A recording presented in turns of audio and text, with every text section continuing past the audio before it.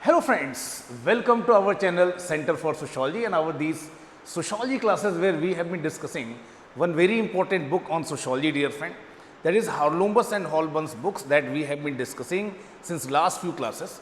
और जैसा कि मैंने आपके साथ एक प्रॉमिस किया था दोस्तों कि as far as possible we will try to cover almost all chapters of this book on YouTube platform only. One essential reading for all civil services aspirants, those who are preparing with sociology optional, हमने ये series आपके साथ start किया and we have already discuss one important perspective on sociology that is functionalist perspective. और देखिए इस book में बहुत सारे चैप्टर्स हैं। हमने आपके साथ स्टार्ट किया है from chapter number 15 that deals with sociological theories. और मैंने आपको बताया कि ये थ्योरीज क्या हैं। These theories are certain view point, a certain perspective with which you are looking at some social phenomena और सोशल रियलिटी। अलग अलग स्कॉलर्स ने अलग अलग पर्सपेक्टिव्स की बात की। लास्ट क्लास में हमने आपके साथ बात की macro sociological perspective and micro sociological perspective. जो मैक्रो सोशोलॉजिकल पर्सपेक्टिव होते हैं दोस्तों, वो एक ग्रैंड नैरेटिव में सोसाइटी की फंक्शनिंग को एक्सप्लेन करते हैं, जबकि जो माइक्रो पर्सपेक्टिव होते हैं वो इंडिविजुअल के डे टू डे इंटरेक्शन पर फोकस करते हैं। हमने अभी तक आपके साथ बात की एक मैक्रो सोशोलॉजिकल पर्सपेक्टिव की जिसका नाम था functionalism. Then we started with another macro sociological perspective that is conflict approach. But मैंने आपके साथ डिस्कस किया कि जो conflict approach है दोस्तों, that we are going to cover in two classes, in two sessions. One session I have already taken, dear friend, in last class, जिसमें मैंने आपको बताया कि how Marx and his writing, from his writing only, conflict perspective traces its origin. और देखिए कैसे marks explain कर रहे हैं कि the society in which he has been living, that society is unjust, unfair, unreasonable, and how to create more just, more fair and more reasonable society. कैसे European society evolve हुई है in different successive mode of production में। Mode of production क्या है? That is economic organization of society, base, superstructure, forces of production, relations of production, all these things we have discussed, dear friend, and we have discussed that how different stages through which European society has evolved according to Karl Marx, that we described as historical materialism, that is explanation of history in terms of changing material conditions or modes of production.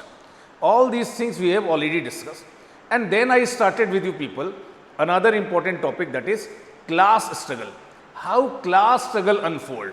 Because of that class struggle only societies from one mode of production they move towards another mode of production.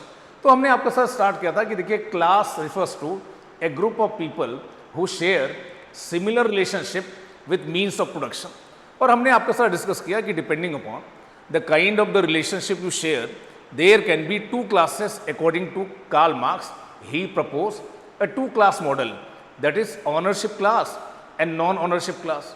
और हमने आपके साथ ये भी discuss किया कि जो ownership class होती है, because of their control over means of production और forces of production, they start exploiting non ownership class जिनके पास केवल अपना लेबर पावर होता है। And that we discuss in different successive stages. Like in ancient society ownership class was master and non ownership class was slave. Slaves were doing all hard work, but the benefits were derived by masters. Similarly, in feudal society, all hard work was being done by serf, but benefits were derived by feudal lords. In this manner, we discuss that in capitalist society, these two major classes, that is ownership class and non-ownership class, were of bourgeoisie and proletariat. Bourgeoisie means capitalist, जो factories को, machinery को क्या करते हैं, own करते हैं, while proletariat were those who were working class, labor class. और देखिए हमने आपके साथ लास्ट क्लास में डिस्कस किया कि इनके बीच का जो रिलेशनशिप है वो एक्सप्लॉयटेटिव है दोस्तों। बट उसके बाद भी ये जो वर्किंग क्लास होते हैं ये फॉल्स क्लास कॉन्शियसनेस में रहते हैं। ये फॉल्स क्लास कॉन्शियसनेस क्या थी, लास्ट क्लास में भी मैंने आपको बताया था। Again today I will explain you. So today we are going to discuss, dear friend, second person जो कन्फ्लिक्ट पर्सपेक्टिव है उससे related second lecture I am going to cover today, dear friend. So today I am going to cover with you people second lecture, dear friend. So first part we have already discussed. If somehow you miss first part, देखिए बिना वो part समझे हुए आपको ये part समझ में नहीं आएगा। So if you have missed the earlier part आप प्ले लिस्ट से उसे देख सकते हैं. Only after watching that lecture you should watch this lecture. What we are trying to do dear friend, conflict perspective can be explained in much detail, but what we have been doing for your purpose, we are trying to interpret this book of Harlumbus. इस book में conflict perspective को कैसे explain किया गया है ये मैं आपके साथ डिस्कस करने की कोशिश कर रहा हूँ. तो देखिए सेशन स्टार्ट करने से पहले थोड़ी सी बेसिक इन्फॉर्मेशन मेरे बारे में दोस्तों. My name is Pankaj Shukla and I have been teaching sociology optional since last more than 1 decade. और सोशियोलॉजी ऑप्शनल को लेकर अगर आपके कोई भी डाउट हैं, कोई भी आपको कन्फ्यूज़न है, तो आप इन सोशल मीडिया प्लेटफॉर्म के थ्रू मेरे साथ कनेक्ट हो सकते हैं दोस्तों. आपका कोई बैकग्राउंड है नहीं है, कोई चिंता की बात नहीं है. Freely you can consult me, freely you can discuss with me. Now हमने आपके साथ लास्ट क्लास में बात की कि देखिए जो वर्कर्स होते हैं they are in false class consciousness. False class consciousness की बात हम इसलिए कर रहे हैं क्योंकि देखिए मार्क्स क्या बोल रहे थे कि society is like a building, जिसमें वो बोल रहे थे कि there is a base and there is a superstructure. Economic organization of society that constitute base, that constitute infrastructure, that constitute the part on which everything else is dependent. तो जो superstructure है that is dependent on base dear friend. और हमने आपके साथ discuss किया कि in superstructure dear friend political system is there, legal system is there, cultural system is there, educational system is there, ideology is also there dear friend. जो ownership class है जिसको marks ruling class भी बोले थे, ownership class की जो ideology होती है, जो आइडियोलॉजी होती है किसकी, रूलिंग क्लास की, मार्क्स बोले यही आइडियोलॉजी सोसाइटी की कॉन्शियसनेस में इन्फ्यूज़ की जाती है. क्या की जाती है? इन्फ्यूज़ की जाती है through education system, through legal system, through cultural system. Ruling class की जो आइडियोलॉजी है, ऑनरशिप क्लास की जो आइडियोलॉजी है, वही सोसाइटी में इन्फ्यूज़ की जाती है. And because of that, even though these workers or proletariat who are being dominated and exploited by capitalists, they are in majority, but then also that exploitation, that domination, it appears them normal and right. Workers का proletariat का exploitation हो रहा है capitalist society में, but उन्हें लगता है कि सही है, normal है, हमें भी जॉब की ज़रूरत है, ये हमें जॉब दे रहे हैं, हमें एम्प्लॉयमेंट दे रहे हैं. बट आप ये नहीं देख रहे हैं कि जो प्रॉफिट जनरेट हो रहा है उसका 90% कैपिटलिस्ट के पास जा रहा है, 10% in form of wages worker को दिया जा रहा है. तो मार्क्स कह रहे हैं कि देखिए आपके पास कितना भी मीन्स ऑफ प्रोडक्शन हो, मनी हो, आपके पास कैपिटल हो, लैंड है, टूल्स है, टेक्निक है, unless until labour is involve production will not take place according to Marx. But the person who is generating wealth for you, उसे आप उसका लेजिटिमेट शेयर नहीं दे रहे हैं. That is exploitation according to Marx. जो surplus generate कर रहे हैं capitalist, maximum percentage of that surplus they are keeping with themselves and meagre wages they are giving to workers, that is exploitation. But that kind of the relationship is appearing worker as normal, just and right because of what? Because of false class consciousness. False class consciousness की वजह से worker को ये normal और right लग रहा है, ये बात समझ पा रहे हैं. बट बोले कि देखिए होगा क्या, ये जो कॉन्ट्राडिक्शंस हैं बेस में या इंफ्रास्ट्रक्चर में, with time they will find their manifestation. और जब भी ऐसा हुआ है दोस्तों कि ये जो सब्जेक्ट क्लास है, ये जो नॉन ऑनरशिप क्लास है, उसे ये रियलाइजेशन हुआ कि उसके साथ एक्सप्लॉयटेशन हो रहा है. तो देखिए ये जो कॉन्ट्राडिक्शंस होते हैं ये सरफेस पर आ जाते हैं and that may lead to change dear friend. That change तभी होगा जब ये जो क्लास जिसका एक्सप्लॉयटेशन हो रहा है, ठीक है, जो अभी तक इसमें है, class in itself, it will get transform into class for itself. So यहाँ पर देखिए दो टर्म मार्क्स ला रहे हैं, class in itself and class for itself. ये है क्या, मैं आपको एक्सप्लेन करता हूँ. देखिए क्लास इन इटसेल्फ का मतलब है a group of people who are sharing similar relationship with means or forces of production, but they are not aware about their shared identity. आप forces of production या means of production के साथ similar relationship share कर रहे हैं, but आप aware नहीं है, you are not aware. So a group of people who are sharing similar economic position or relations to means of production, but they are not aware. You are there but you are not aware, आप हैं but आपको awareness नहीं है। Class for itself क्या है? When you become conscious of your objective reality, subjective awareness of your objective reality. जब आपको ये रिकॉग्नाइज हो जा रहा है कि आप क्या हैं और आप क्या कर सकते हैं, then you have collective potential. Class in itself means you are there as a class sharing similar relationship with forces of production, but आपको अवेयरनेस नहीं है। इससे आप ट्रांसफॉर्म हो रहे हैं किसमें? क्लास फॉर इटसेल्फ में। और देखिए ये जो ट्रांसफॉर्मेशन है ये बहुत ईजी नहीं है दोस्तों। ये ट्रांसफॉर्मेशन होगा कैपिटलिस्ट सोसाइटी में as a result of certain processes. So the members who share similar economic conditions they constitute class in itself, but members who are aware or conscious about their similar economic situation, they are class for itself. So class in itself ये एक class है but aware नहीं है अपने collective potential के बारे में, but class for itself it is a class that is conscious and aware about its collective potential. ये बात समझ पा रहे हैं दोस्तों? That is aware about its collective potential, that is class for itself dear friend. Marx से कहना है कि देखिए पहले क्या हुआ था, सोशल चेंज हुआ। हाँ, लास्ट टाइम जब सोशल चेंज हुआ, when society change from feudalism towards what? Capitalism. ऐसा इसलिए हुआ क्योंकि देखिए एग्रीकल्चरल मोड ऑफ प्रोडक्शन था, फ्यूडल मोड ऑफ प्रोडक्शन था, और जब ये फ्यूडल मोड ऑफ प्रोडक्शन चल रहा था तभी जो फोर्सेस ऑफ प्रोडक्शन थे वो एडवांस हो गए। फैक्ट्रीज आ गई, स्टीम इंजन आ गया, मशीन्स आ गई, मतलब जो फोर्सेस ऑफ प्रोडक्शन थे वो चेंज हो गए। हमने आपके साथ पहले ही डिस्कस किया कि फोर्सेस ऑफ प्रोडक्शन वो चीज़ें हैं जिनका यूज़ करके आप प्रोडक्शन करते हैं, tools, technology, these things, they consistently advance themselves, they progress. और फ्यूडल सोसाइटी में आप मैनुअल ह्यूमन लेबर या एनिमल लेबर से प्रोडक्शन करते थे, मशीन्स आ गई दोस्तों। But one important thing that Marx is saying कि ये जो फोर्सेस ऑफ प्रोडक्शन होते हैं they correspond to relations of production, मतलब इनके करस्पॉन्डिंग एक रिलेशंस ऑफ प्रोडक्शन होते हैं। तो फ्यूडल सोसाइटी में कुछ फोर्सेस ऑफ प्रोडक्शन थे, agricultural land was main means of production, वहाँ पर कुछ रिलेशंस ऑफ प्रोडक्शन भी रहे होंगे जहाँ पर सब लोग खेतों में एक साथ काम करते रहे होंगे। अब क्या हो रहा है कि फोर्सेस ऑफ प्रोडक्शन तो चेंज हो गया है, बट फोर्सेस ऑफ प्रोडक्शन के अकॉर्डिंग रिलेशंस ऑफ प्रोडक्शन भी आने चाहिए। So now earlier suppose forces of production were F1, पहले फोर्सेस ऑफ प्रोडक्शन F1 थे, अब नए फोर्सेस ऑफ प्रोडक्शन आ गए F2। ये जो F2 फोर्सेस ऑफ प्रोडक्शन है इनके अकॉर्डिंग रिलेशंस ऑफ प्रोडक्शन में भी क्या होना चाहिए? चेंज होना चाहिए। तो यहाँ पर लिखा जा रहा है कि जो नए फोर्सेस ऑफ प्रोडक्शन इमर्ज हो रहे हैं they can not be contained in existing relations of production.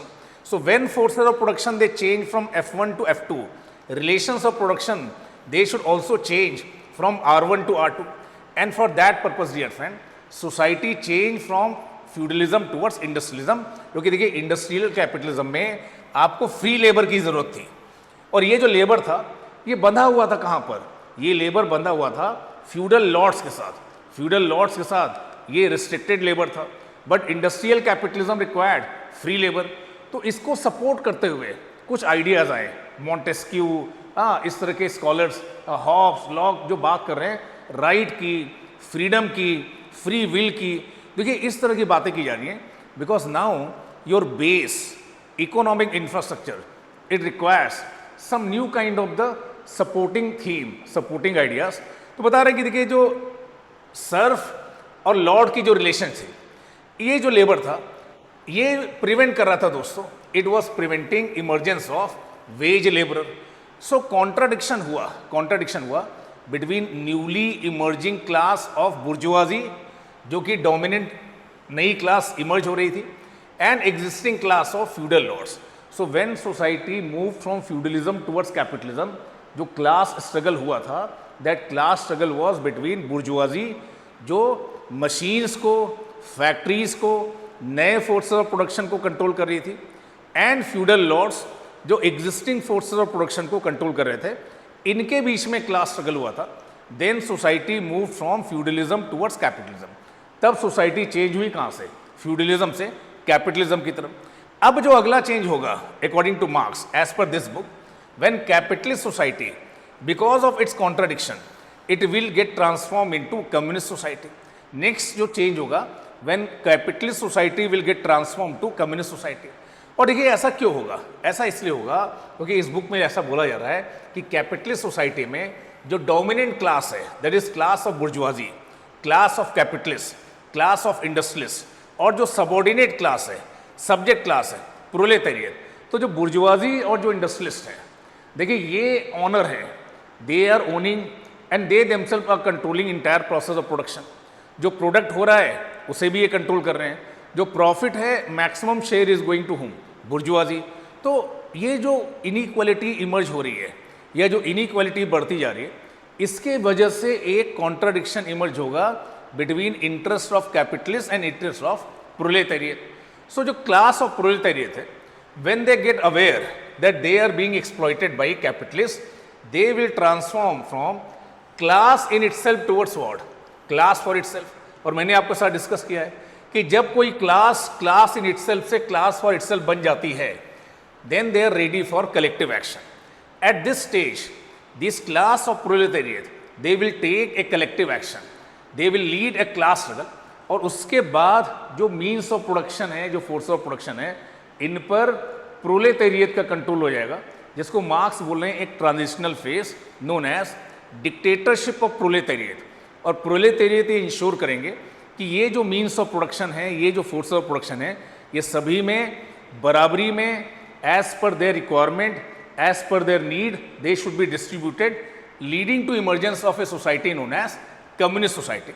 और ये जो स्टेज है कम्युनिस्ट सोसाइटी की, ये फाइनल स्टेज है ह्यूमन हिस्ट्री की। ह्यूमन हिस्ट्री की ये फाइनल स्टेज है, क्योंकि इस स्टेज में कोई क्लासेस नहीं होंगी, क्योंकि सबके रिलेशनशिप मीन्स ऑफ प्रोडक्शन के साथ सिमिलर होंगे। यहाँ पर कोई कॉन्ट्राडिक्शन नहीं होगा, क्योंकि हमने आपके साथ डिस्कस किया था कि कॉन्ट्राडिक्शंस तब इमर्ज हुए थे when emergence of private property emerge. But here since communal ownership is there, no institution of private property is there, so no classes will be there, no contradiction will be there, no further change will be there, as according to Marx this stage will be perfect stage of human existence, ऐसा बोले marks. But देखिए critics इसे criticise कर रहे हैं, critics इसे criticise कर रहे हैं। क्रिटिक्स का करना है कि देखिए मार्क्स बात कर रहे हैं कि फ्यूचर में पोलराइजेशन ऑफ क्लास होगा, ठीक है, जैसे जैसे मैकेनाइजेशन होगा, जैसे जैसे होमोजेनाइजेशन होगा, जैसे जैसे इमाइजराइजेशन होगा, हाँ प्रोलेटराइजेशन होगा। एक तरफ क्लास ऑफ कैपिटलिस्ट रहेगी और दूसरी तरफ क्लास ऑफ वर्कर आ जाएगी। सारे वर्कर अलाइक हो जाएंगे because of mechanisation. Skilled, unskilled और सेमी स्किल्ड वर्कर के बीच में कोई डिफरेंस नहीं रहेगा। पर क्रिटिक्स बोल रहे हैं ऐसा नहीं है।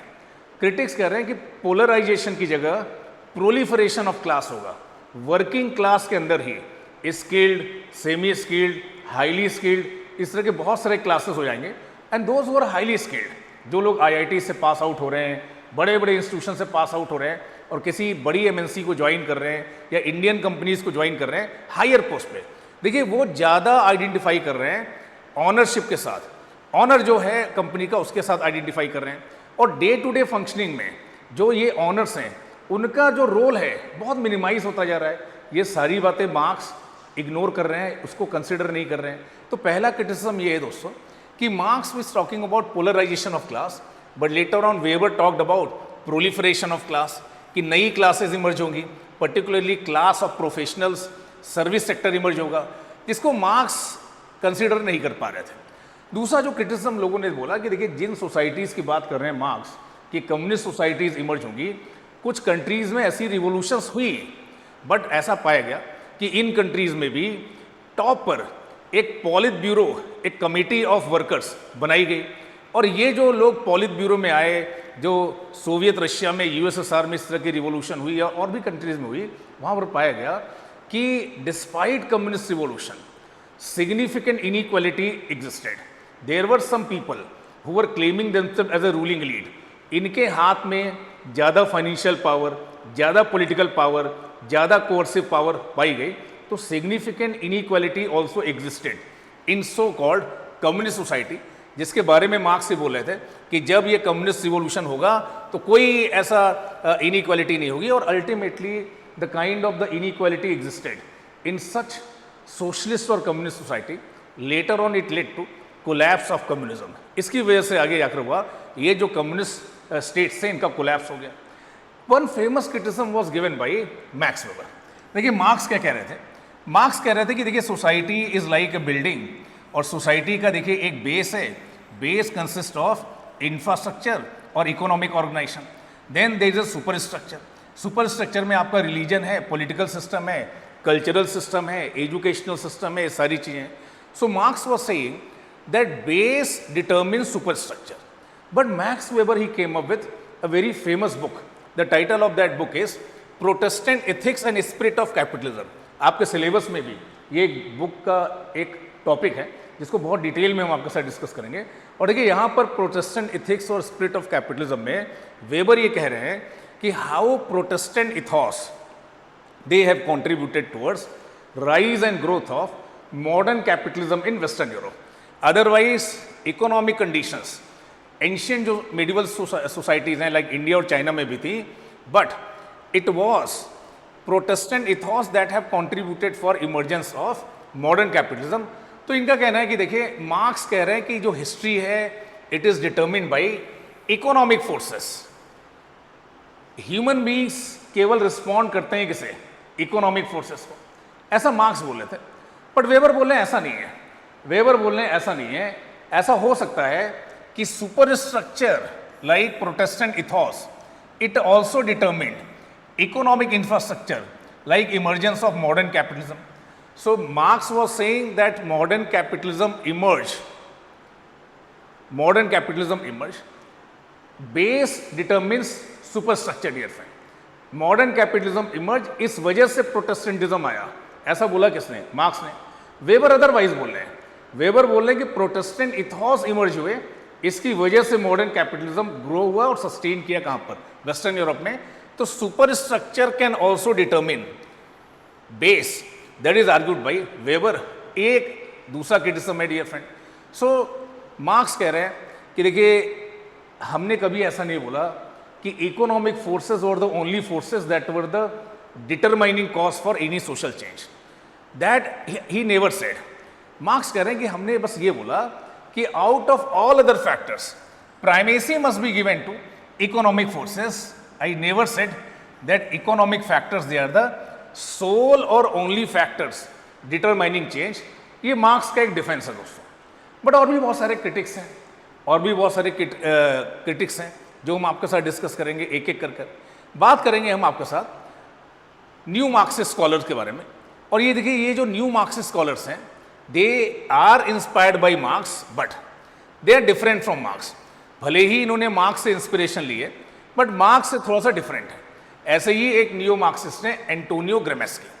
और एंटोनियो ग्राम्स्की बोल रहे हैं कि देखिए those who control means of production, they went on to control political power, and using such political power they influence different dimensions of society.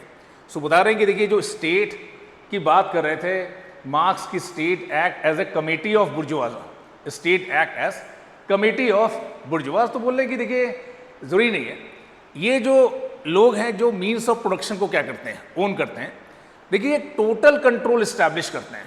They establish a total control. Media houses पर भी control करते हैं. They try to control religious institutions also, educational institutions. So one important concept of hegemony was introduced by Antonio Gramsci, dear friend. So unlike only on economic forces, in order to establish their control, these people they also emphasize on cultural aspect and ideological aspect. आगे जाकर हम आपके बात discuss करेंगे कि कैसे state ideological state apparatus को use करता है अपनी आइडियोलॉजी को इन्फ्यूज करने के लिए लोगों के माइंड में. Then another important criticism dear friend that is of Max Weber. Max Weber बोल रहे हैं कि देखिए ये जो सोशल डिवीजन की बात कर रहे थे Marx, that is owner and non owner. देखिए बहुत ही सिंप्लीफाइड पर्सपेक्टिव है. आज एक तरह से आपने कॉम्प्लेक्स चीज को बहुत सिंप्लीफाई करके बताने की कोशिश की है. सोसाइटी में ownership and non ownership over means of production, that is not the only criteria because of which people they are influential or powerful. ऐसे बहुत सारे लोग हैं, they are not honor, ऐसे बहुत सारे लोग हैं, they are not owning means of production or force of production, like professionals, doctors, engineers, professionals. हाँ, अलग अलग प्रोफेशनल जो अपनी फील्ड में एक प्रोफिशिएंसी रखते हैं. कह रहे देखिए इनकी जो इन्फ्लुएंस करने की कैपेसिटी है उसे मार्क्स ने काफ़ी कुछ इग्नोर किया है दोस्तों। So Weber came up with a trinitarian model. Weber आते हैं किसके साथ? एक ट्रिनिटेरियन मॉडल के साथ, जहां पर ये बात कर रहे हैं class, status and political party. देखिए ऐसा हो सकता है कि आपकी क्लास पोजीशन हाई हो और आपका स्टेटस भी क्या हो, बहुत हाई हो, but Modi ji dear friend India में बहुत रिच नहीं है, बट हो सकता है कि उनका स्टेटस क्या हो, बहुत हाई हो। ऐसे बहुत सारे स्पिरिचुअल लीडर्स हैं, ठीक है, हो सकता है कि बहुत रिच ना हो बट उनकी रेस्पेक्ट, उनका स्टेटस काफ़ी क्या हो, हाई हो। तो इसको मार्क्स कहीं ना कहीं इग्नोर कर गए हैं, ऐसा बोलना है मैक्स लोग। सबसे इंपॉर्टेंट क्रिटिसिज्म जिसकी हम आपके साथ बात करेंगे, जो इस बुक में लिखी है, ये बात है रैल्फ डैरेंडॉर्फ के बारे में। और देखिए रैल्फ डैरेंडॉर्फ एक बुक लिखते हैं कि class conflict in industrial society, जहां पर देखिए रैल्फ डैरेंडॉर्फ स्टडी कर रहे हैं ब्रिटेन और यूएस के कॉन्टेक्स्ट में बातें बोल रहे हैं, ठीक है। और इनको ये बोल रहे हैं कि these R post capitalist societies. Post capitalist society एक टर्म यूज कर रहे हैं रैल्फ डैरेंडॉर्फ। इनका कहना है कि देखिए मार्क्स ने जो भी अपनी एनालिसिस दी that was relevant in context of 19th century capitalism. 1812-13 से लेकर 1882-83 का टाइम फ्रेम था मार्क्स का। तो 19th सेंचुरी कैपिटलिज्म के कॉन्टेक्स्ट में मार्क्स की जो थ्योरी थी वो रिलेवेंट थी, सही बात है। बट 20th सेंचुरी के कॉन्टेक्स्ट में शायद मार्क्स की जो थ्योरी है वो रिलेवेंट नहीं है। 19th सेंचुरी का कैपिटलिज्म क्या था? लॉन्ग वर्किंग आवर्स होते थे, वर्कर्स को बहुत मीगर वेजेस दिए जाते थे, वर्कर्स की जो वर्किंग कंडीशंस होती थी बहुत डेंजरस होती थी, वर्कर्स और उनकी फैमिली स्लम्स में रहते थे, हाइजीन कंडीशंस नहीं थे। बट जब इन्होंने स्टडी की ब्रिटिश सोसाइटी की और अमेरिकन सोसाइटी में, और यहाँ पर जब इन्होंने कैपिटलिज्म को देखा लेट 20th सेंचुरी में, तो उन्होंने पाया कि देखिए जैसे जैसे सोसाइटी चेंज हुई है, कैपिटलिज्म का जो स्वरूप है, कैपिटलिज्म का जो टाइप है, नेचर है, वो भी क्या हुआ है, चेंज हुआ है। वर्कर्स की जो कंडीशन है वो भी चेंज हुई है। सो कि जब मार्क्स बात कर रहे थे तो मार्क्स ये बोल रहे थे कि पोलराइजेशन ऑफ क्लास होगा, एक तरफ कैपिटलिस्ट होंगे और एक तरफ वर्कर्स हो जाएंगे, पोलराइजेशन होगा। बट डैरेंडॉर्फ बोल रहे हैं कि देखिए प्रोलिफरेशन हो रहा है। क्या हो रहा है? प्लोरीफरेशन हो रहा है, हेट्रोजेनाइजेशन हो रहा है, नए नए जॉब्स आ रहे हैं, नए नए प्रोफेशनल्स आ रहे हैं, और इनको आप सिंपली ये नहीं बोल सकते कि they are the blue collar worker, white collar worker क्या हो रहे हैं, इमर्ज हो रहे हैं, वेलफेयर स्टेट आ रहे हैं, बहुत सारे ऑप्शंस स्टेट को दे रहे हैं। और देखिए एक इंपॉर्टेंट बात जो रैल्फ डैरेंडॉर्फ ने हाईलाइट की है, मार्क्स जब बात कर रहे थे कैपिटलिज्म की तो ये बोल रहे थे कि जिनके पास ऑनरशिप है फैक्ट्रीज की, उन्हीं के हाथ में कंट्रोल है। बट रैल्फ डैरेंडॉर्फ ये बोल रहे हैं कि now ownership of capital and control of capital, these are two different thing. दोनों में क्या हो रहा है? सेपरेशन हो रहा है। हो सकता है कि मुकेश अंबानी ऑनर हो, बट डे टू डे जो फंक्शनिंग है रिलायंस इंडस्ट्रीज की, एक मैनेजमेंट बोर्ड होगा या एक मैनेजमेंट एक स्ट्रक्चर होगा, एक पूरा अथॉरिटी स्ट्रक्चर होगा, वो उसे मैनेज कर रहा होगा। तो इनका ये कहना है कि देखिए जैसे जैसे जॉइंट ऑनर वेंचरशिप इमर्ज हो रहे हैं, इस एम्प्लॉय स्टॉक ऑप्शंस आ रहे हैं, शेयर होल्डिंग्स की बात हो रही है, आप अब किसी भी कंपनी के शेयर्स ले सकते हैं और आप उस कंपनी के ऑनर बन सकते हैं। तो पहले मार्क्स क्या बोले थे कि ownership is concentrated in the hand of few people, but Dahrendorf बोल रहे हैं कि in modern capitalism ownership is disperse, हजारों लाखों लोगों के पास रिलायंस के शेयर हो सकते हैं, they all are what, they all are owner. तो मार्क्स ये बोल रहे थे कि those who are owner they only were controlling. But आज क्या हो रहा है कि जो मैनेज कर रहे हैं किसी भी फैक्ट्री को, they are not the owner. So decomposition हो रहा है किसका? कैपिटल का। कैपिटल का डीकम्पोजिशन हो रहा है और लेबर का भी डीकम्पोजिशन हो रहा है, ऐसा कर रहे हैं डैरेंडॉर्फ। कैपिटल का डीकम्पोजिशन का मतलब हो रहा है अब वो कैपिटल जो मार्क्स के अकॉर्डिंग कुछ लोगों के हाथ में कंसंट्रेटेड थी, अब ये डिस्पर्स है। आप म्यूचुअल फंड्स की बात बोलते हैं, हाँ, आप बहुत सारे ऐसे बात कंपनीज हैं जो अपने आईपीओस लाते हैं दोस्तों, तो आप किसी भी कंपनी के शेयर ले सकते हैं और उसके ऑनर बन सकते हैं। एक ही कंपनी के हजारों लाखों ऑनर हो सकते हैं। ये अलग बात है कि किसी एक ऑनर के पास मेजर शेयर होल्डिंग है, बट डे टू डे जो फंक्शनिंग है उसे एक अथॉरिटी स्ट्रक्चर के थ्रू मैनेज किया जा रहा है। तो डैरेंडॉर्फ बोल रहे हैं कि जो सोर्स ऑफ कन्फ्लिक्ट है, source of conflict according to Marx it was between owner versus what, non honour.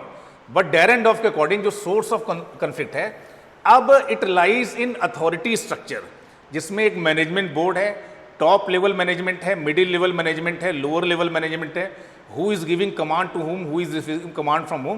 So now conflict is more linked with power differential, not linked with wealth differential. देखिए इस बात को कई बार लोग समझ नहीं पाते हैं और कई बार देखिए लोग समझा भी नहीं पाते हैं दोस्तों, ठीक है, कि डेरेनडॉर्फ क्या कह रहे हैं। डेरेनडॉर्फ बोल रहे हैं कि देखिए ऑनरशिप और कंट्रोल ये एक दूसरे से सेपरेट हो चुके हैं। ऑनरशिप किसी और के पास है, उसने बहुत सारे शेयर्स फ्लोट कर दिए हैं और अब कलेक्टिव ऑनरशिप है कंपनीज की, हजारों लोगों के पास उसकी ऑनरशिप है, तो किसी के एक पर्सन के हाथ में कंसंट्रेटेड नहीं है। बट डे टू डे जो कंट्रोल है उसके लिए एक अथॉरिटी स्ट्रक्चर है जहां पर मैनेजमेंट है और ये management day to day basis पर एक पावर डायमेंशन के साथ उसे मैनेज कर रहा है। तो नाउ सोर्स लाइज, अब जो कंपनी में जो कंफ्लिक्ट हो रहे हैं they are because of that power differential. किसकी वजह से हो रहा है? पावर डिफरेंशियल की वजह से। तो यहां पर देखिए कॉन्सेप्ट इंट्रोड्यूस कर रहे हैं authority, and authority means legitimate power, dear friend. Legitimate power which is attached with a particular occupation or role, that is known as authority. Now an authority structure is there in every organization where managers are taking decisions, workers they are subjected to that decision. Just like in a school teachers are taking decisions, students are subjected to decision. So now source of conflict according to Dahrendorf is this domination and subjugation. Power differential की वजह से अलग अलग position पर जो लोग हैं उनकी अलग अलग पावर है। Those who are higher in power they give command that are accepted by those who are junior in power. So now basis of conflict in post industrial society is that power differential and not wealth. ये बात समझ पा रहे हैं दोस्तों या नहीं? So देखिए our purpose is to explain conflict perspective as mention in word this Haralambos book. और आई होप कि देखिए ये जो भी मैं आपके साथ डिस्कस कर रहा हूँ ये चीज़ें आपको समझ में आ रही हैं। चैट बॉक्स में देखिए आप अपने कमेंट जरूर लिखिए दोस्तों। So now that domination and subordination that shows differences in interest, that is a source of what, that is a source of conflict according to Ralf Dahrendorf. तो एक कन्फ्लिक्ट परस्पेक्टिव मैंने आपके साथ कंप्लीट किया दोस्तों एज पर दिस बुक। इस book में जो चीज़ें लिखी हैं उसके हिसाब से मैंने बताया, और अदरवाइज भी देखिए आपको एक अच्छी अंडरस्टैंडिंग हुई होगी कन्फ्लिक्ट परस्पेक्टिव के बारे में। If you are preparing for 2026 civil service examination with sociology optional, so we are going to launch next foundation batch for sociology optional from 5th of June। 4.5 month का course होगा दोस्तों जिसमें complete syllabus को हम cover करेंगे, answer writing sessions होंगे, test series along with evaluation is a part of that course along with individual mentorship. अगर कोई डाउट है तो दिए हुए नंबर पर आप कॉल कर सकते हैं और अपनी क्वेरीज को रिजॉल्व कर सकते हैं। Thank you to all for joining me and for staying with me, dear friends. Thank you.